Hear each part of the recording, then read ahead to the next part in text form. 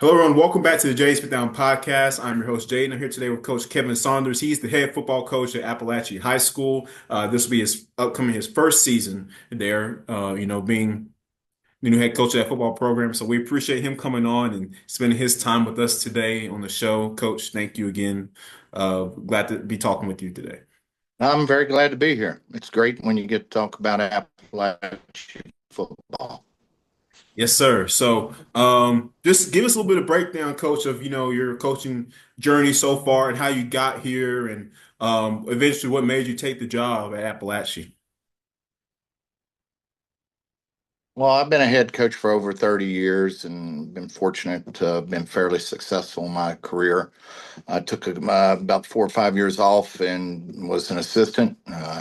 That was probably the best thing that ever happened to me. I'm probably a better coach now than I was when 30 years, of being a head coach. I feel like I'm much more into this.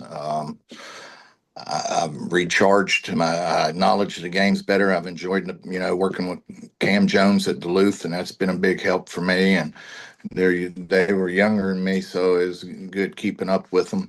But the chance to come to Appalachia, I think, is a sleeping giant over here. I really do. I think they got some really good football players in the hallways. They've been in the weight room so far.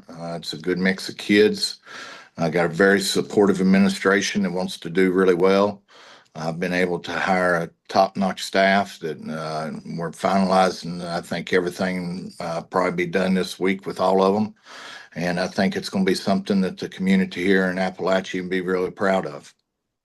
Yeah, yeah, and I always, when I talk to coaches here on the show, especially if they're going to a new school or taking over, I know that's a big transition, not just for you, but for your family too, and everything, and um, and then you have to make sure that the parents and the community of this new school that you're at here at Appalachia, that they can. What are you telling them? What is what you're preaching? Like, hey, like to get everybody to buy in, like to say, hey, like this is what Appalachian football is going to be from here on forward. What is the mantra you're trying to set here? Well, I've never been big on sayings and words on a wall. I'm more about things from the heart and being truthful to kids and upfront. I think it's one of the things that I've been successful with is usually just being upfront with kids and being very honest with them about what they want. My job is to make them the best versions of themselves. I want them to be a part of this football program, and this football program helps them become the best version of themselves, both athletically as football players, spiritually, mentally, emotionally, physically. I want to, when they're done, I want them to know that they are the best version of themselves and they're prepared for life and they're prepared to go on and face the real world. It's some of the things, I'm probably more of an old school coach with new school ways. So I think that's going to be a good combination for them. And I think the kids have been receptive so far. Yeah, and that's always a good thing, right? Especially you coming in and it's hard sometimes. Being a former player myself, I played football really since I was 5 years old, coach all up until senior year of high school. I played at Eagles Landing Christian Academy in a high school career under Coach Jonathan Guest. And I remember, it's like as players, we want to obviously know that hey, like we want to have a coaching staff that's going to pour their hearts into us and to help mold us and shape us and and to be able to trust it. I think that level of trust has to be there equally on both sides. And I'm sure you can speak to how important that is. You've been doing that a long time. Well, you're right. You can't. The main thing about a really good football program is the trust amongst the players and the trust amongst the coaches and the loyalty that they have to each other. And everybody talks about family and those kind of things, but you can't have any of that if you don't have trust in each other. And you got to trust the guy when you play. You got to trust the guy beside of you to do his job so you can do your job. I think one of the greatest things about the game of football is it teaches you. It's got so many moving parts to it that you can't just. It's really hard to just rely on one person. You got to rely on a lot of different cogs in the machine to do their job, and you got to trust them to do their job. And when you get that trust in each other, and then they love each other and they fight for each other, then you got a good chance to have a really good something special and a good football program. Yeah, yeah, it's like you said, it's like a well-oiled machine. Everybody's doing their job. Bill Belichick always, preach like do your job, right? That's something he always, Yes. and when everybody does their job, doing what they're supposed to do, then you're going to have success. But it's like when you don't have that, it's one person that doesn't do their job, 22 guys on the field, 11 on offense, 11 on defense. If one person, if 10 guys are doing their job, then it's like you got one person that's not, it's going to screw everything up. So, and that's something I definitely agree with you on. It's got to be like an assembly line. Um, so, Yeah. uh, Moving on from that note, Coach, 2024 season, Appalachia with 0-8. So coming in here, this program hasn't had the best of success. So you're coming in here. What is your goals? What are you trying to? I guess I would ask. Um, how are you going to get things turned around here? What's your plans? Like, how are you going to get this program onto, um, winning step? Well, I've taken over a lot of bad programs in my career and have turned them around. I've been very fortunate I've done that. Also, coach state championship teams, and I always tell them those teams are no longer here. That 0-8 team is no longer here. I mean, I'll be honest with you. This school's lost 28 straight games. So, but we don't talk about that. What we talk about is we have the same record as Gainesville, Roswell, Grayson.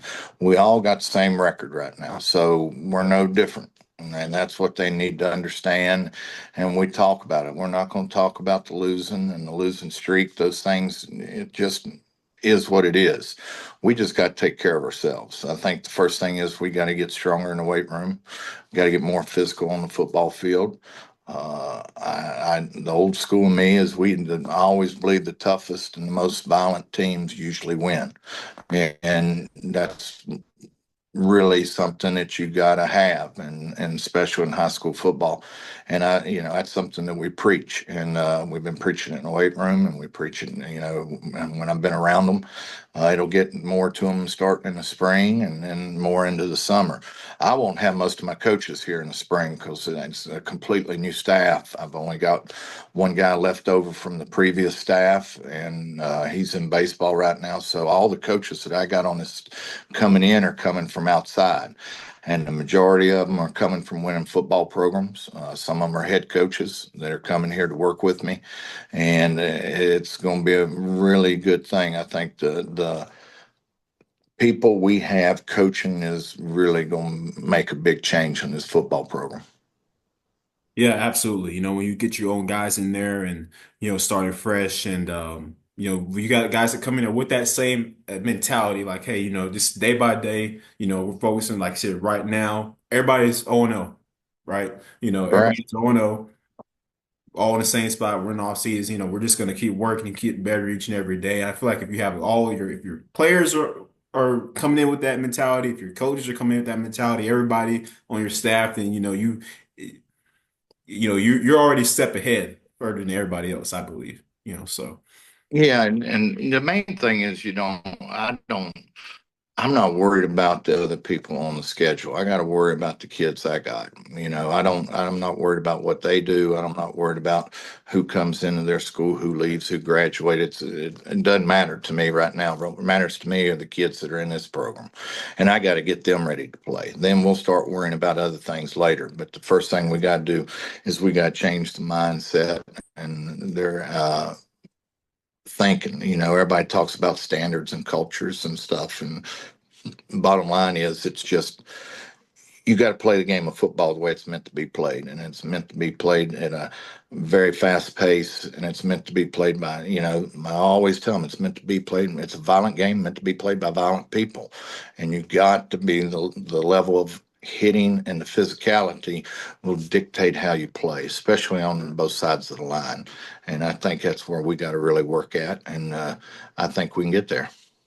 yeah, yeah. I think that, the old adage with football is that the game is won in the trenches, right? How many times have we heard that? You've been around Yeah. football a long time. Yeah. As well, game is won in the trenches. I believe it to this day. It doesn't. If you look at the Eagles, coach, their offensive line was tremendous, humongous. They gave Correct. Jalen Hurts, they are able to do both things. They're able to pass, they block, they're able to run block efficiently. They're able to, that's that's a huge reason why they won the Super Bowl. So, yeah, games won and You true. look at it, most teams always, even in high school, everybody's got a fair share of good athletes. It's your offensive and defensive line play is where games are won, especially championships. And been fortunate enough to been a part of some of those and been in the playoffs. And the years I went to the playoffs at Pebblebrook, we were really good up front. But then when you played Colquitt and Milton and those guys in the playoffs, your skill guys are okay. I mean, you match up fairly okay with skill guys, but the big difference in those schools are the offensive and defensive line play. Yep, absolutely. Absolutely. I completely agree with you. That's where the difference is made. It's fourth quarter and both sides are worn down, but who's gonna, still go in there and push and be physical and move the ball down the field, right? Or continue to create, pressure on the other side if you're on the defensive line. So, another thing here, coach. Just talk about your offensive defensive philosophies. Like, what is Appalachian football going to look like, in 2025? Like, what is your when teams line up to play you guys, what should they expect on Friday nights? Well, hopefully much better than what they've been in the past. So that's one thing we're going to work on is, our physicality. We got to be better, more physical and better tacklers. I think the fundamentals are the main things. Most of the teams that I've coached in the past are really physical and they're very fundamentally sound. Don't beat yourself very much. We got to cut down penalties, stupid mistakes. No matter what happens in a high school football game or college game or program, something bad always happens to one of the teams, and it's the teams that overcome that. The flow of the game where something bad happens, where it's a fumble or interception or a touchdown called back, or they give up a big play. The teams that can overcome those are the teams that always win. I mean, they have the ability and the knack to overcome them. They don't get fretted about it. They don't lose their minds over it. They know we can keep doing these things, and they got to stay the course. We got to learn to do that. That's the only way we can do that is by playing. We just got to be put in situations that are uncomfortable at practice to where they know how to respond in adversity.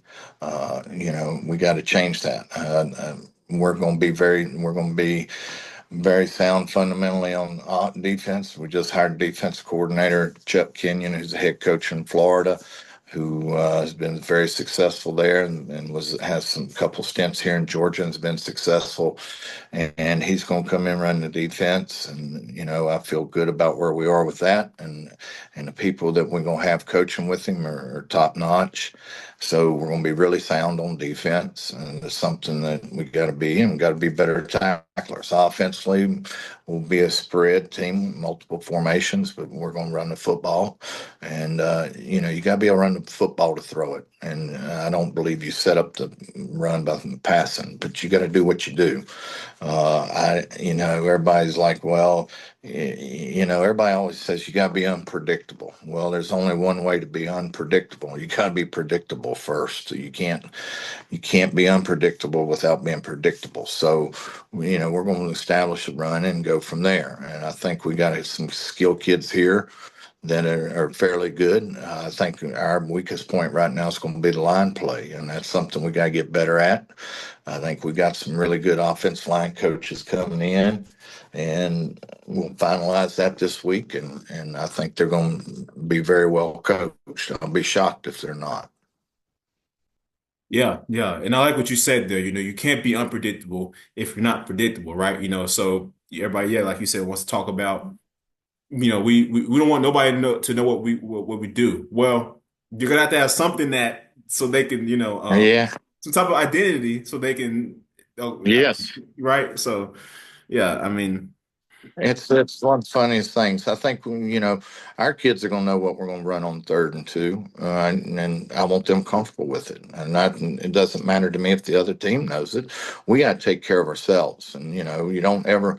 I'm not going to be a guy that's going to go out there and outcoach himself. I believe you just go out there and you do what your kids can do. If you can only run 3 plays, but you run them really well, then you just run those 3 plays, and you just be good at it, and that'll give you a chance to win.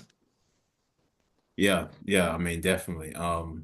You know, hey, if you only run power, counter, and jet sweep, but you're getting 15 yards a pop every time, then hey, run power, counter, jet sweep, right? You No know. doubt. I mean, it doesn't change. This isn't rocket science. I mean, you're not performing brain surgery or anything. You're playing a football game. Yep, that's it, coach. So, last little thing here, and then I'll let you go. But just if you had to give advice to young coaches out there who are aspiring to become head coaches one day, or hey, maybe they're starting out to be head coaches now. This may be their first time going around. What's some advice that you would give them, given all your experience and years around this game? Well, I think one of the best things that happened to me was I got around some experienced older coaches and I learned from them. I got to be on Coach Beamer's staff there at Virginia Tech, and then a real legendary coach there in Virginia, Norm Lindbergh. And you just learn, you learn things. And then you got to have your own identity. You don't want to act like you don't want to be Nick Saban if you're not Nick Saban. You got to be yourself. And I think the younger coaches now need to uh, learn the game of football, because it's going to come back around. Everything's always coming. Every football circular. Everything comes back around. Remember when, everything was wishbone, and then you Yeah, went single wing wishbone, and it just keeps coming. Now single wings back, because spread is kind of some of the stuff they do is kind of single wing. So the more football you can learn, the better off they'd be, and just be a student of the game. And be patient, and your time will come. I don't think all the young coaches nowadays all want titles and stuff, and things like that. And I think you just, be the 8th grade coach starting out. I mean, I've started from 8th grade and went all the way up to, coaching at Virginia Tech. And it's just part of the game. It's the way we did. You just can't go in and do it right off the bat. You need to learn it, and learn it from somebody pretty good, and it'll make you a better coach. yeah, good words right there. Well, Coach, thank you for spending your time with us here today on the show. We appreciate it. Again, Coach Kevin Saunders at Apalachee High School, going into his first season there. Congrats on that position, Coach. I wish you guys the best of luck this year. I hope everything, all season and everything, summer workouts go great for you guys. And like I say, yeah, best of luck to you guys next year. And thank you for coming on the show. Anytime, and if you need anything, let me know. I'll be glad to. I appreciate it. Yes, sir. Thank you, Coach. We'll be talking with you soon, okay? All right, thank you. Yes, sir.